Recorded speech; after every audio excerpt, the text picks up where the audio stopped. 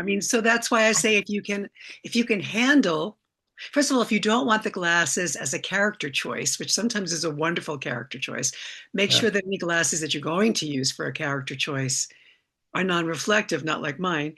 I can take mine off too. So, oh, you don't there. have to though.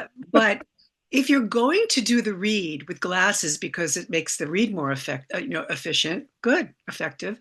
But then make sure you slate without them so that they see both sides of you and they can decide if they like the glasses person or they like the non-glasses person, but they have the choice. But obviously, if you can handle contacts, that is the way to go. And you can always bring a pair of glasses, non-reflective glass, as a prop. And you can say, I have these glasses. Would you like to see these? That's in a live audition. For tapes, you'll have to make that choice, character choice. Yes. I am a firm believer in props anyway, and I know that's a conversation with casting directors, but I'm also, and I'm going to use this analogy. It's a very strange one. I have a world record for gun spinning and gun handling, six shooter cowboy. I'm a cowboy.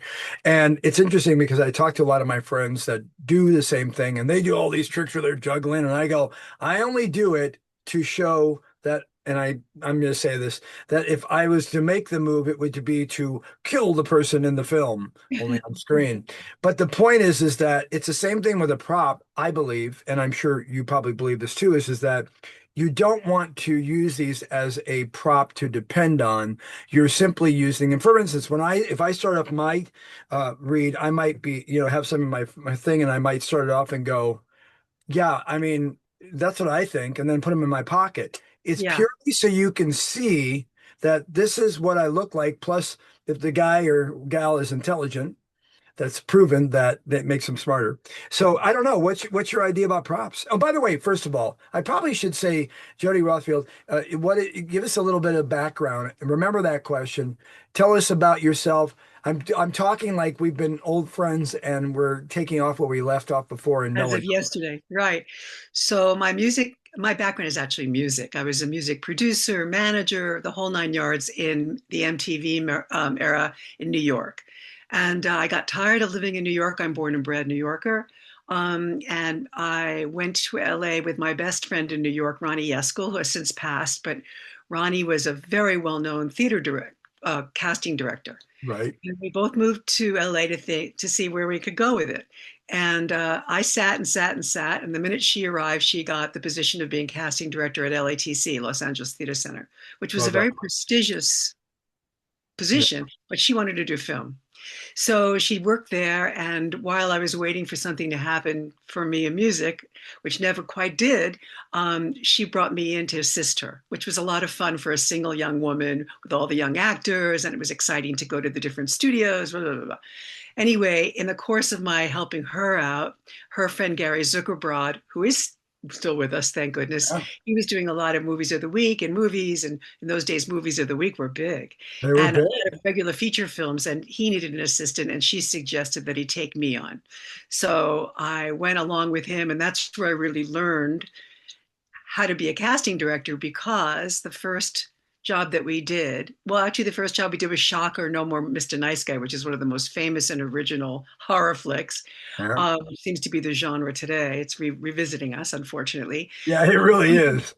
He really is. He did something called Dream Street for Bedford Falls, which was the production company that did 30 something. And they Yeah. were all on the East Coast, the producers and directors who had to see who he was looking at. So after the session, and when you're an assistant, which is what I was, where you're sitting outside greeting the actors, signing them Yeah. in, making sure he has his scripts, all that stuff, I would sit with the production person who was hired to edit the tape to the people on the he wanted certain people on the tape to remain and certain cuts, certain shots of them, and then we would send that to a late night delivery for the next morning in New York. So Crazy. I Yeah. sat with the production person, so I got to see not only what each of the actors that came in that sat in my waiting room were able to do, but I got to hear him direct. Wow. So for the first time in my life, not having been an actor or a performer of any kind, music was my background. I really got to see the dynamic of, first of all, your taste, and then what you do to adjust actors, what actors come in with, what they do in the room, and Right. then hearing Gary's directions. So I learned so much from the several years that I was with him. And I continued that in Seattle. I came up to Seattle to be with my now husband. And I didn't even know there was casting here, but there was, in fact, casting because there's a very rich theater community here. And so people Beautiful. doing film and television or commercials or whatever was for the Yeah. camera were able to pull in those actors. And they were from all over the country and some international as well, and really fabulous, skilled actors, even though their forte was definitely theater. Right. Good acting is good acting and bad acting is bad acting. It's a matter of tweaking Doesn't once you get matter. them in the room. And we used to have a room. So they used to come and we would tweak. And that's how we got the performances we needed for camera work. So that's my background. So, okay, a couple of things that came up that you brought up. First of all, what did your husband do? Oh, we're not talking about John. Oh, okay, forget John. He's a John, political forget it. activist. Sorry, I tried, John. She wouldn't do it. He's they like to call him a shit stirrer. I don't even know if that can go on the What internet. is that? So he's an activist. So he's Oh, awesome. a Enough left. said. We Yeah. love that. We love that. Okay, Well, so the Seattle's next, very, very to the left, as you know. yeah, that's cool.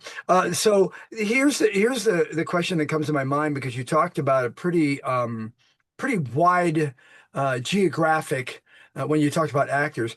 Is there a difference, and what is it, between New York actor, LA actor, Seattle, and perhaps over the on the other side of the water? Because I make this joke all the time. People go, "What do you believe, Will, is the best quality of an actor to become an A-lister?" And I go, "A British accent." So Ah, so I tell would me, not agree with that. oh, good, thank God, because you're a Or cast. dialects. Because every You time know, I people look on a dialects movie, I is go, absolutely germane to the script. You would never pick to do a dialect, even if you thought it was an interesting choice.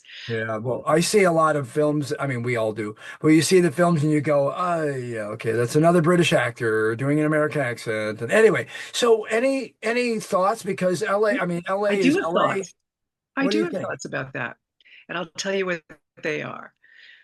So there are good actors everywhere. It's really about the amount of experience that an actor has getting their hands on scripts that are for the medium that you're bringing them in for. So for instance, when I first came here and I still go to copious amounts of theater. It's my love. I love theater actors and I bring them into my room for auditions and I only cast for camera work. So it's not that when they come in, they're not wonderful actors, it's that they don't necessarily have the skill of taking a script for the camera and making it work for the camera. So they have to be directed. And that's the joy of having a wonderful actor come in and just giving them an adjustment. And once you tell them what you want, they're able to give it to you. So there really is no difference. It's about the skill level of auditioning for a certain medium. And even for camera actors who've never even set foot on stage, which are many, many, many of the actors who come in for me, Can't it's imagine just that. a matter of experience because you do get comfortable with what to do with the written word for a certain medium. And you have to be directed by different directors. You have to have your hands on different kinds of scripts. That's what makes an actor a skilled auditioner. They can be a wonderful actor, but Mhm. they don't have the experience of being skilled auditioners because they haven't had that experience enough. That's bottom line. Yeah. In